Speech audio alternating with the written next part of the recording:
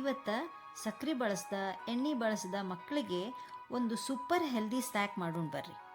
ಇಲ್ಲಿ ನಾನು ಒಂದು ಗೆಣಸು ಒಂದು ಗಜರಿನ ಸಣ್ಣಗೆ ಕಟ್ ಮಾಡಿಕೊಂಡು ಕುದಿಸಿ ಇಟ್ಟೇನೆ. ಇದಕ್ಕೆ ಸ್ವಲ್ಪ ಜೀರಿಗೆ ಪುಡಿ, ರುಚಿಗೆ ತಕ್ಕಷ್ಟು ಉಪ್ಪು ಮತ್ತು 2 ಸ್ಕೂಪು ಉಪ್ಪಿಟ್ಟಿನ ರವೆ, ನೀವು ಬೇಕಾದ್ರೆ ಬಾಂಬೆ ರವಾನು ಬಳಸ್ಬೋದು. ಇದನ್ನೆಲ್ಲ ಸರಿಯಾಗಿ ಮ್ಯಾಶ್ ಮಾಡ್ಕೋಬೇಕು. ಆಮೇಲೆ ಕೈಗೊಂದು ಸ್ವಲ್ಪ ತುಪ್ಪ ಹಚ್ಕೊಂಡು ನಿಮಗೆ ಇಷ್ಟ ಬಂದ ಶೇಪ್ನಾಗ ಮಾಡ್ಕೋಬೋದು. ನಾನಿಲ್ಲೇ ಈ ಥರ 7ರಿಂದ 8 ಉಂಡೆಗಳನ್ನ ಸ್ವಲ್ಪ ಚಪ್ಪಟೆ ಮಾಡ್ಕೊಂಡೇನಿ. ಇದನ್ನು ಇಡ್ಲಿ ಪಾತ್ರೆಯೊಳಗೂ ಇಡ್ಬೋದು, ಮತ್ತು ಈಗ ನಾ ಹೆಂಗೆ ಇಡಾಕತ್ತೇನೆ ನೋಡ್ರಿ, ಸ್ಟೀಮರ್ ಒಳಗೆ ಹಂಗೂ ಇಡ್ಬೋದು.